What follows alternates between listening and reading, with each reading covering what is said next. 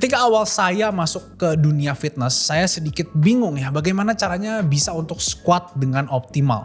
Dan mungkin ini adalah pertanyaan banyak sekali orang dan saya paham kalian juga pasti bingung. Tapi ternyata squat itu ada banyak sekali tipenya, banyak sekali variasinya dan juga banyak sekali manfaatnya. Jadi itu akan menjadi salah satu indikator paling penting dan kita akan bahas satu-satu tanpa bertele-tele. Perkenalkan, saya Deonix Jaya, seorang professional fitness coach dan juga CEO dari Academy Fitness. Saya udah bantu ratusan dan bahkan ribuan orang untuk mencapai badan idealnya, menjadi lebih kuat dan bebas rasa ketidaknyamanan. Ketika kita ngomongin squat, kita akan bahas banyak sekali hal. Dan menurut saya dalam satu video berdurasi 15 menit itu nggak akan pernah cukup. Jadi di sini saya akan membahas yang penting dan dasarnya aja. Kedepannya kita akan mengembangkan lebih dalam lagi, mungkin lebih ke spesifik kalian pengennya apa. Tapi yang pertama yang kita harus bahas itu adalah sebenarnya apa sih tujuan kita melakukan squat. Karena sekali lagi squat itu adalah gerakan yang sangat beneficial dan banyak sekali keuntungannya. Mungkin kalian mau mentarget otot tertentu. Mungkin let's say mau target paha depan atau bokong. Lalu yang kedua ada juga yang pengen lebih kuat di squatnya, khususnya untuk teman-teman yang powerlifter karena mereka ingin angkat beban seberat-beratnya. Yang ketiga adalah orang-orang yang mau menggunakan squat untuk menghilangkan ketidaknyamanan. Let's say lutut mereka tidak enak. Jadi 3 alasan ini merupakan major reason kenapa orang melakukan squat. Meskipun ada banyak yang lain sebenarnya ya. Jadi di antara 3 target tersebut kita akan bahas satu-satu. Yang pertama kita akan bahas dulu kalau misalkan kalian pengen mentarget otot tertentu gimana caranya. Salah satu faktor yang penting sekali untuk kita mentarget otot tertentu khususnya otot quadriceps dan juga atau otot bokong itu adalah derajat dari hip flexion dan knee flexion. Hip flexion adalah sudut yang dibentuk antara tubuh atau torso kalian dengan paha atau femur kalian. Sedangkan knee flexion adalah lutut yang dibentuk pada sendi lutut atau antara paha kalian atau femur dengan bagian tibia ataupun tulang kering kalian. Jadi jika kita ingin mentarget glutes, kita akan lebih fokus pada hip flexion. Jadi semakin melipat kita dalam sendi hip ya, kita akan lebih mentargetkan lebih banyak glutes. Karena apa? Karena titik tumpuan atau center of mass-nya itu akan lebih jauh ke glutes. Jadi dalam hukum fisika, apapun yang lebih jauh atau momen arm yang lebih jauh itu akan menghasilkan gaya atau torsi yang lebih tinggi. Berlawanan dengan glutes atau dengan bokong, jika kita ingin mentarget otot paha, maka knee flexion atau tekukan pada si lututnya itu harus lebih tinggi. Jadi itu kenapa jika ada orang yang bilang lutut itu nggak boleh lebih maju daripada kaki kalian atau dari jempol kalian, itu adalah suatu miskonsepsi yang besar sekali. Jadi kita justru harus memajukan lutut sejauh-jauhnya atau menekuk lutut tajam-tajamnya agar kita bisa mentargetkan quadriceps kita atau paha depan kita. Jadi kalau kalian bayangin ini sangat-sangat logis ya jika kita bandingkan deadlift dengan squat. Deadlift itu biasanya lututnya lebih tidak menekuk dan lebih banyak tekukan pada pinggul. Sedangkan kalau squat lebih banyak pada lutut dan tidak terlalu banyak pada pinggul. Itu kenapa ketika kita squat kita akan lebih gampang untuk kenain paha ketimbang deadlift. Dan pada deadlift kita akan lebih gampang kenain bokong ketimbang squat. Jadi kedepannya kalian mungkin juga akan sering dengar gerakan-gerakan yang menekankan pada otot quadriceps kita biasa bilang quad dominant. Sedangkan gerakan-gerakan yang lebih menekankan bokong itu disebut juga hip dominant. Konkretnya adalah misalkan ketika kalian pilih high bar squat dan low bar squat. High bar squat itu lebih memungkinkan kita untuk tegak. Sedangkan low bar squat itu akan membuat kita lebih jatuh ke depan. Itu kenapa hip flexion pada low bar squat akan lebih tinggi dan kita kerasa lebih banyak di bokong ketimbang misalkan high bar squat yang lebih kerasa di lutut. Sekarang kita akan bahas jika kita ingin menjadi lebih kuat pada squat spesifik apalagi kalau powerlifting. Jadi kita akan menggunakan prinsip yang berbeda. Kalau misalkan sebelumnya kita bahas tentang otot yang kena yang mana. Tapi kalau di kasus yang kali ini kita nggak usah membahas otot yang kena yang mana. Tapi kita mau untuk mengangkat beban seberat-beratnya. Terserah otot yang kena yang mana. Jadi ada 2 hal yang biasa dilakukan oleh powerlifter jika kalian lihat. Meski sebenarnya secara teknikal ini ada banyak sekali. Tapi saya akan bahas 2 aja yang paling penting. Yang pertama tuh pasti powerlifter akan mengurangi range of motion. Misalkan nggak cuma di squat ya. Di bench press dan di deadlift juga kita akan mengurangi range of motion. Kenapa? Logis jika kita pikirkan ketika kita melalui jalur yang lebih panjang kita akan mengeluarkan tenaga yang lebih banyak sehingga efisiensi dari gerakan itu akan kurang efisien.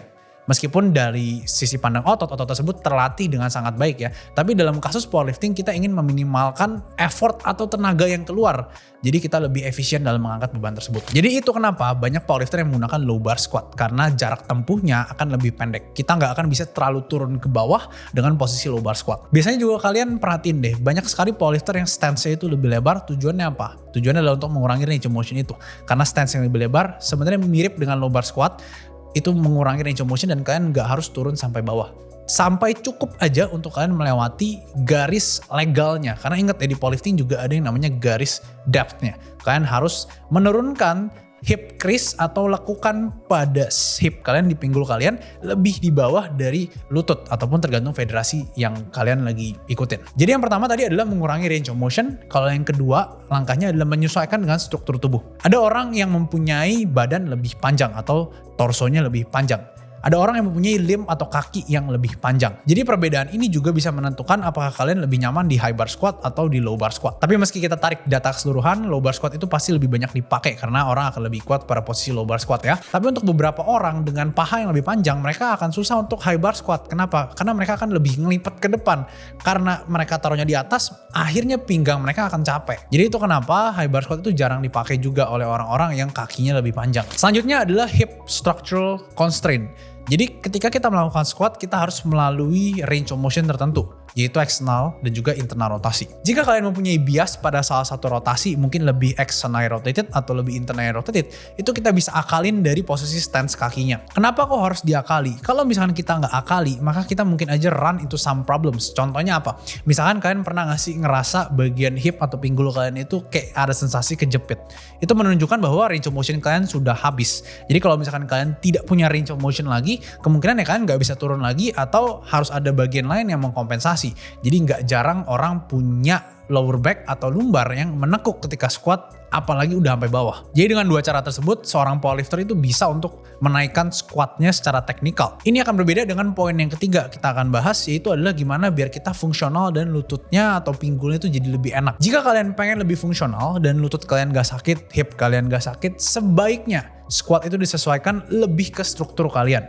Kalau sebelumnya itu kita nggak peduli terlalu banyak soal struktur dan kawan-kawannya, kita sekarang akan lebih fokus ke strukturnya. Meskipun menurut saya poin yang ketiga ini itu juga penting untuk diaplikasikan ke dua poin yang sebelumnya.